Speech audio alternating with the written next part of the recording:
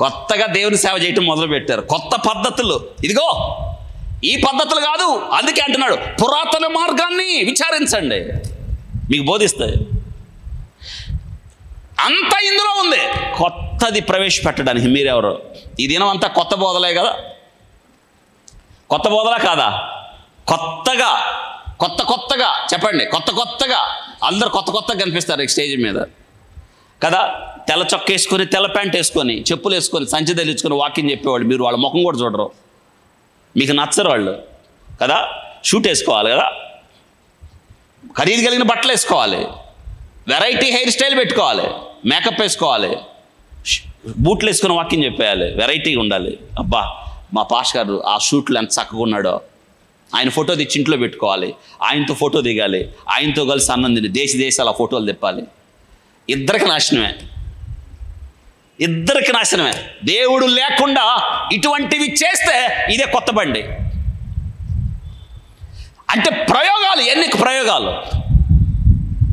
ఒకనప్పుడు తెలుసా, ప్రభా మాకు బిడ్డల్ని ప్రభా అని ఇచ్చేవాళ్ళు.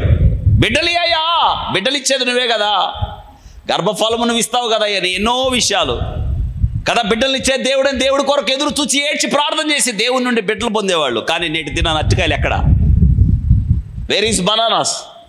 ఇటు పోతే అరటికాయలు, ఇటు పోతే యాపిల్ కాయలు కదా. కొత్త బండి, కొత్త యాపిల్ కాయ. నిజంగా దేవుడు చంపడం మొదలు పెడితే, యాపిల్ అన్నవాడిని చంపితే, అరటికాయలు అన్నవాడిని చంపితే ఎంతమంది ఉంటారు? కొత్త బిడ్డల బండి కదా. విచిత్రాలు, స్టేజీ మీద పడేయటాలు, దేవుని పక్కన పెట్టి సొంత ఆలోచనలు, సొంత పద్ధతులు, కొత్త ఎడ్ల బండి. జాగ్రత్త, ప్రమాదం.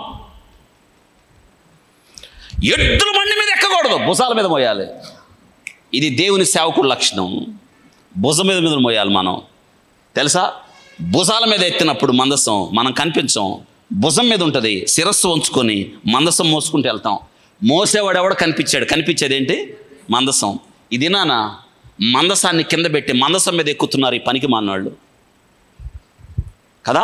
ఎంత భయంకరమైన సేవగా మారిపోయింది. వాక్యంలోనే చెప్పకుండా కొత్త ఎడ్ల బండి ఎక్కడి నుంచి వచ్చిందంటే, ఫిలిస్తీన్లు అనుసరించిన మార్గాన్ని వీళ్ళు కూడా ఎక్కడో గుళ్ళో కనిపించే అరటికాయలు, గుళ్ళో కనిపించే పలహారాలు ఇది తెచ్చి ఇటు మీద పెట్టి కొత్త ఎడ్ల బండి. దానివైపు ఆకర్షితులు అవుతున్నారా కదా. ఒకనప్పుడు గుడుల్లో, గోపురాల్లో, చెట్ల కింద, కొండల మీద కనిపించేవి ఇవన్నీ నేటి దినాన వాటిని తీసుకొచ్చి కొత్తగా దేనిలో ప్రవేశపెట్టారు.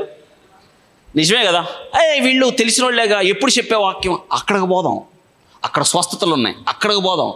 ఆయన లేచిన దగ్గర నుండి ఏవో మాట్లాడుతూ ఉంటాడు, అక్కడికి పోదాం. ఆయన గోని పట్ట కట్టుకున్నాడు, నెత్తి మీద బూడిద పోసుకుంటున్నాడు, పొగ ఆకాశం లేస్తుంది, అక్కడికి పోదాం. అంజూరపు కాయలు ఇస్తున్నాడు, అక్కడికి పోదాం. ఒలివల కాయలు ఇస్తున్నాడు. ఏంటిదంతా వాక్యంలో ఉందా? కొత్త ఎడ్ల బండి వద్దు, వాక్యంలో ఉన్నది చాలు. ప్రభా వాక్యంలో ఉన్నది చాలు, కొత్త బండి మాకెందుకు ప్రభా? కొత్తది నాకెందుకు అని ఆలోచన నీకెందుకు రావట్లేదు? పాతదంటే ఎగటగలుగుతుందా? పాతది మీకు ఇష్టం లేకుండా ఉన్నదా? ఇశ్రాయేలీలు మన్నాను తిని అనుభవించి బలిసి, వాళ్ళ వాక్యంలో ఉంది, బలిసి వాళ్ళకి కొవ్వు పట్టి, ఇశ్రాయేలీలంట కొవ్వు పట్టి మోషేతో అంటున్నారు, సవిసారము లేని ఈ, ఎంత ధైర్యం అండి వాళ్ళకి, సవిసారం లేని మన్నానా.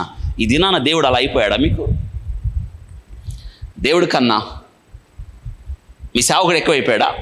దేవుని కన్నా దేవుని పేరట దగా చేస్తున్న పనికి మాలిన వ్యక్తులు ఎక్కువైపోయారా మీకు? వాక్యం ఇదే చెప్తుంది. కొత్త ఎడ్ల బండి. ఈ దినాన్ని చాలామంది సవిసారం లేని మన్నాగా మిగిలిపోయాడా? ఈ వాక్యం కదా మమ్మల్ని బ్రతికిస్తుంది, ఈ వాక్యం కదా మనకు జీవాన్ని ఇస్తుంది, ఈ వాక్యం కదా. కొత్త ఎడ్ల బండి ఎందుకు మీకు?